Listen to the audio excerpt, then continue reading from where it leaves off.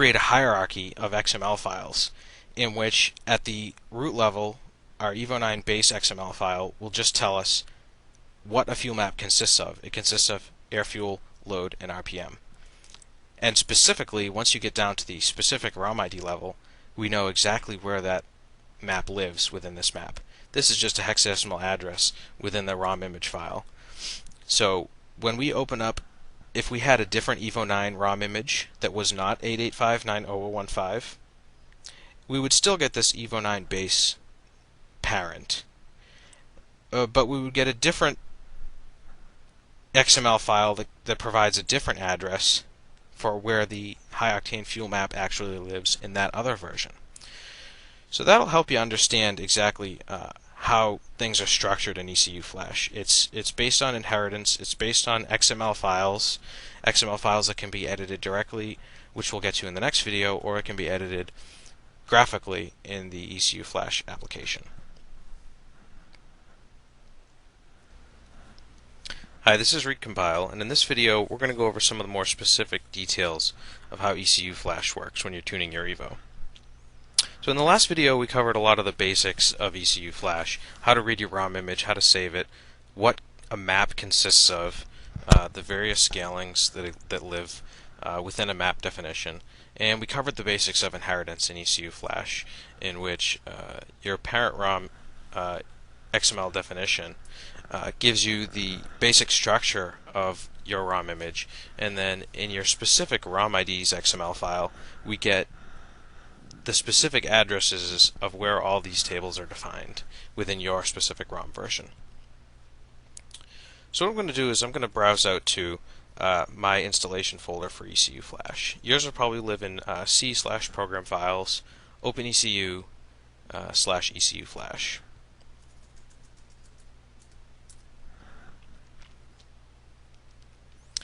In here we'll have, in particular, the folder we're looking for is the ROM metadata folder. The ROM metadata folder basically contains the XML files that we were visually editing in the last video. We'll just jump right into Mitsubishi and Evo. So here we have a nice long list of all the possible ROM IDs that EcuFlash is aware of. It's possible that your ROM version is actually not listed here. If that's the case, you may have some trouble editing your ROM image in EcuFlash. You may have to try to find the definition file from someone else in order to be able to gain access to what's in your ROM. But hopefully yours is listed here and we can jump right in and take a look. It also includes all the parent base XML files, Evo9 base, Evo7 base, which actually also applies to the Evo8 ECUs, and so on. So let's first take a look at Evo9 base 2008-1101. This is one of the parents that was listed in our last video. We'll just open up with Notepad for now. So the XML file here defines the XML ID, basically the name of the file, and then a whole bunch of scalings.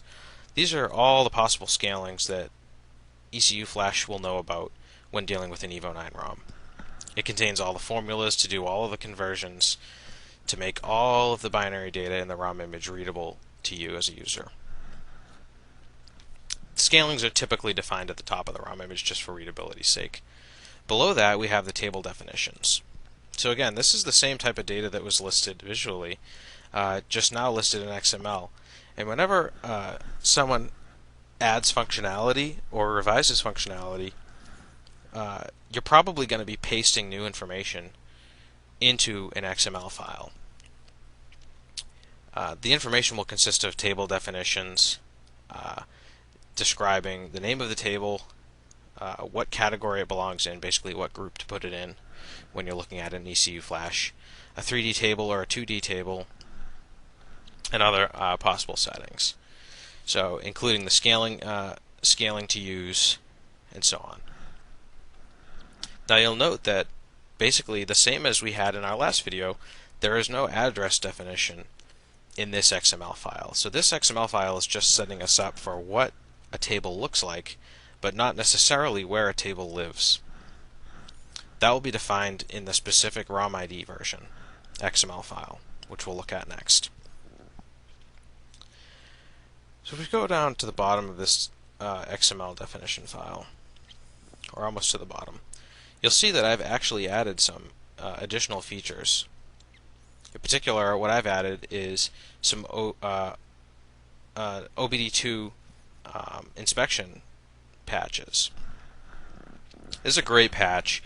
I think Akamas and Mr. Fred have worked on this, but basically it'll force all of the OBD2 inspection checks to return passed.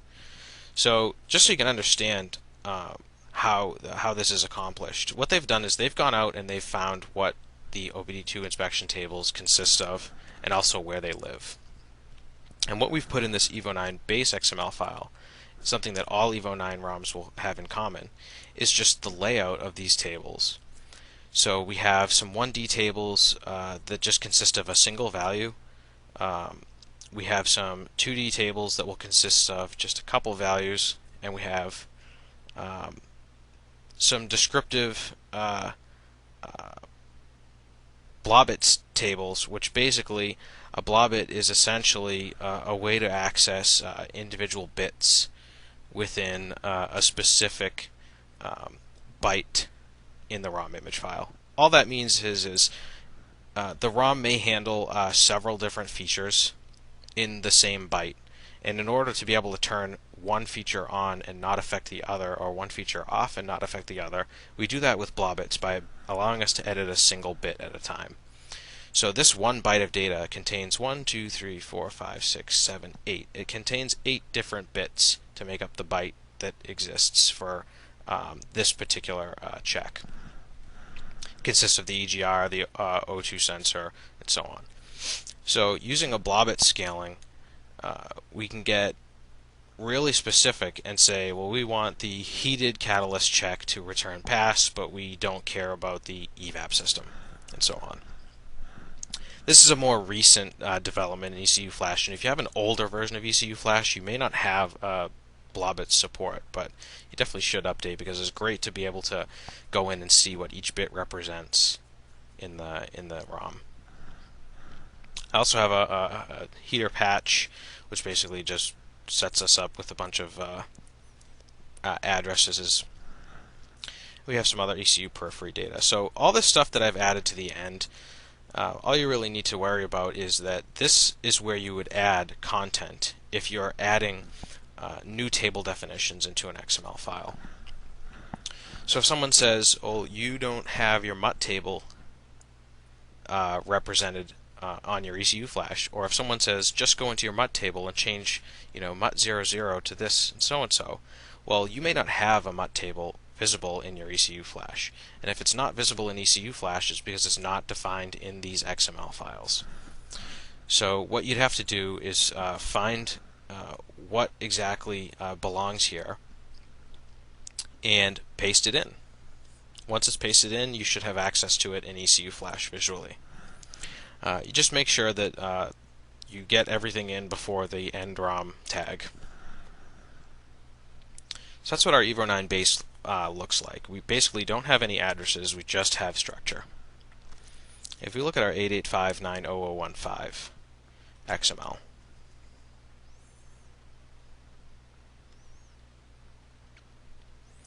what we get here is, you'll notice it doesn't have any scalings, or has one scaling at the top specific to this XML file, but it doesn't have any other repeated scalings. There's no need to repeat information that's already included in the Evo 9 base XML. All we really need to specify here is what the table name is and what its address is. We don't necessarily need to specify any other